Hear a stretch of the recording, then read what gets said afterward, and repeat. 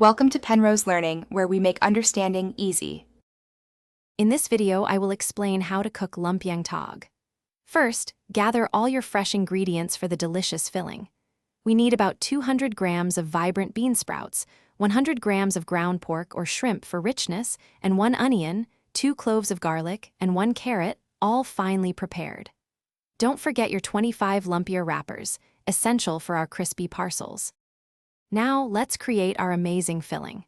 Heat 1 tablespoon of oil in a pan, then sauté your minced garlic and chopped onion until they are wonderfully fragrant. Introduce the ground pork or shrimp, cooking it thoroughly until it loses its pink color, ensuring it is broken into small pieces. Next, add your finely diced carrots, letting them soften for about 2 minutes, then incorporate the fresh bean sprouts, cooking them briefly for just 1 to 2 minutes until they are perfectly wilted, finishing with your preferred seasoning. With our filling ready, it's time to roll. Place a lumpia wrapper on a clean surface, positioning one corner to face you. Spoon approximately 1 tablespoon of your cooked filling onto the wrapper, near the bottom corner. Fold that bottom corner over the filling, then fold in the 2 side corners, creating a neat envelope.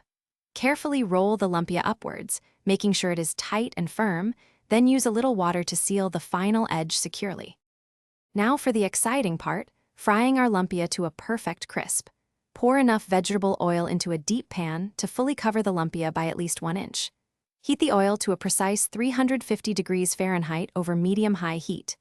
Gently add 3 to 4 rolled lumpia into the hot oil, being careful not to overcrowd the pan. Fry them for about 3 to 5 minutes, turning occasionally until they achieve a beautiful, even golden brown color and a satisfying crunch. Thanks for watching. If this was helpful, leave a like and consider subscribing. See you next time.